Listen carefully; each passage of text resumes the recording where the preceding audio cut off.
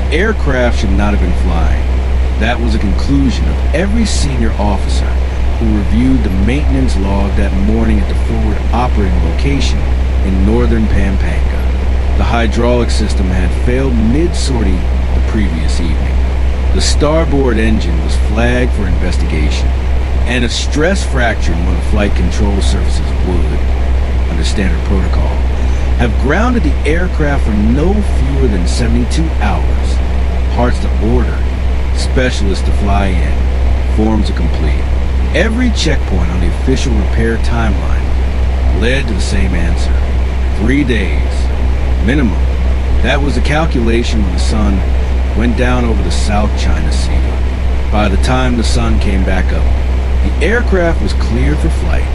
Not in 72 hours, not in 48, not in 24.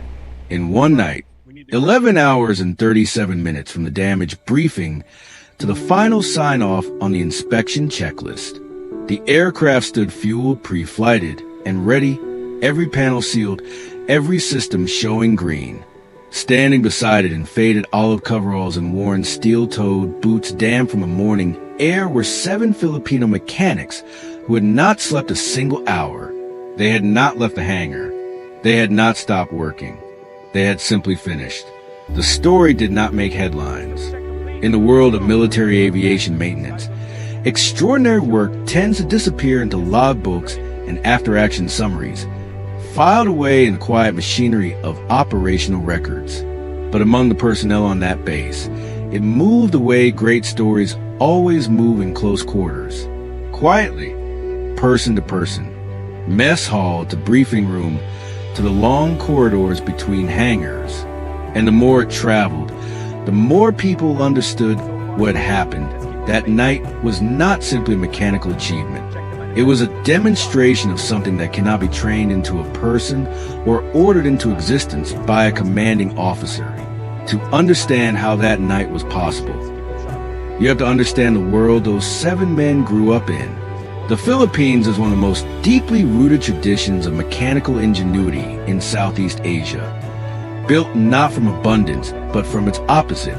Generations of Filipino engineers and technicians developed their skills under conditions where replacement parts were expensive, supply chains unreliable, and discarding something broken was a luxury most communities simply could not afford. What grows from that environment across generations is a particular kind of intelligence, one that values foundational understanding over surface procedure, adaptable reasoning over rigid protocol. In that tradition, you do not merely follow the checklist. You understand why every step on that checklist exists, which means that when the situation falls outside what the checklist anticipated, you already know what to do. The Philippines and the United States have maintained a military alliance stretching back more than a century, formalized in the Mutual Defense Treaty in 1951, and built on decades of shared sacrifice across the Pacific during the Second World War. Clark Air Base in Pampanga Province, once the largest American military installation outside the continental United States, employed thousands of Filipino civilian workers across every dimension of base operations. They were not peripheral labor. They were, in many respects, the institutional memory of those bases.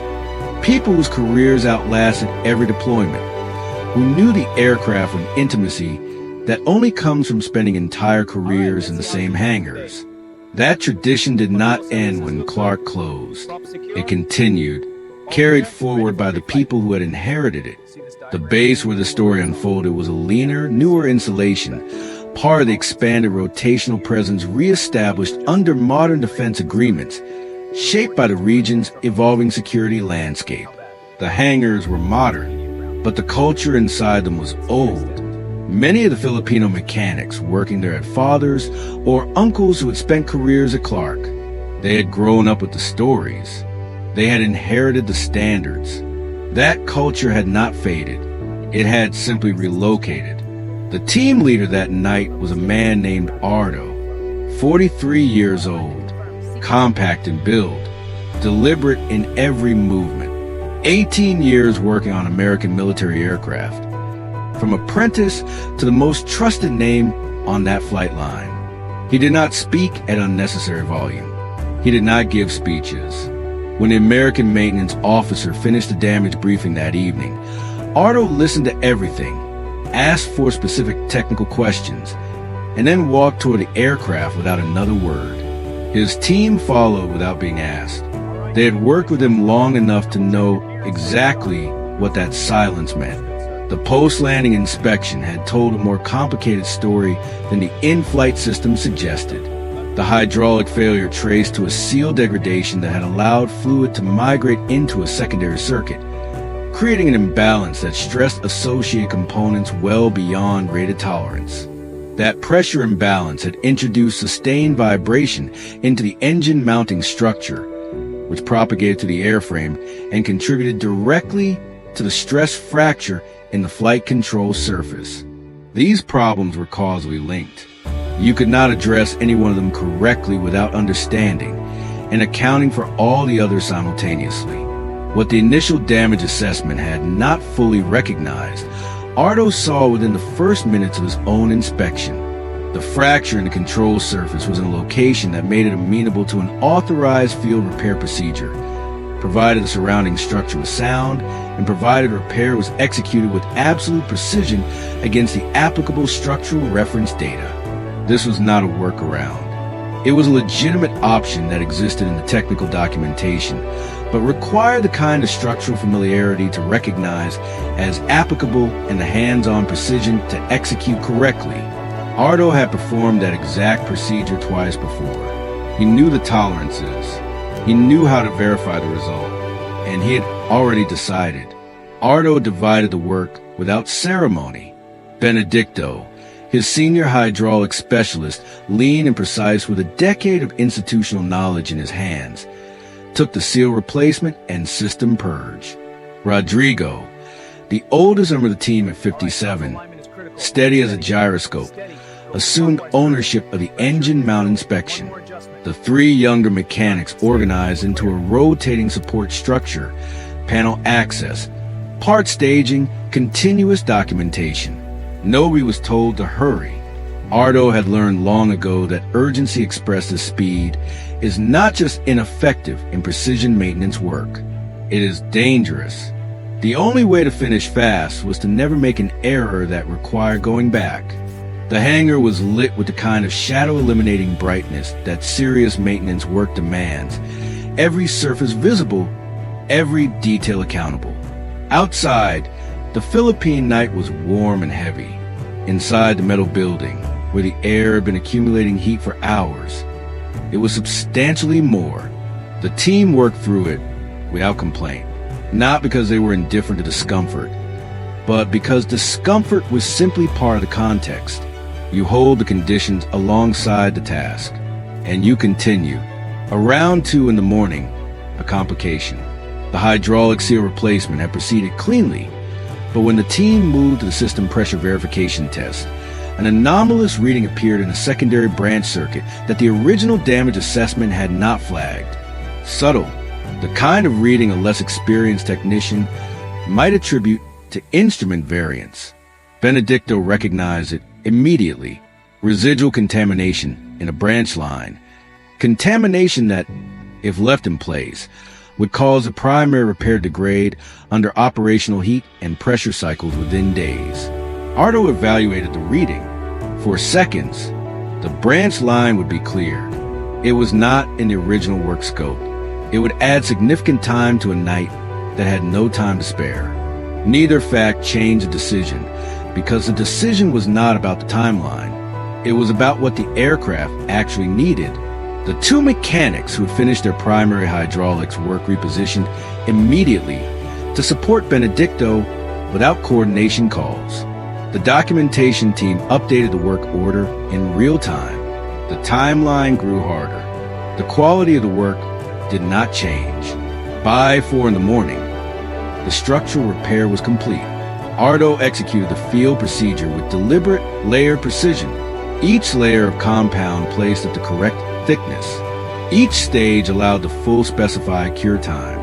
Every measurement taken twice and recorded before advancing. The finished repair did not merely satisfy the acceptable tolerance range.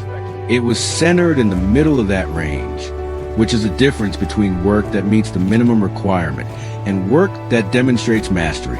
Rodrigo completed the engine mount inspection and vibration analysis check with the measured exactness that had defined his work for decades. He logged everything: the fretting damage he found, his assessment of severity, the treatment protocol applied, the torque sequence, the vibration analysis, results verified twice. He wrote it all down because experience teaches one lesson slowly and only once. The only maintenance problem worse than one you cannot fix is one that happens a second time, because the first occurrence was not properly documented. At 5:47 in the morning, Ardo read to the complete work order one final time. Every line, every entry, every recorded task checked against the physical state of the aircraft. When he was satisfied, he placed his signature at the bottom of the maintenance release certification page. A maintenance release is not paperwork.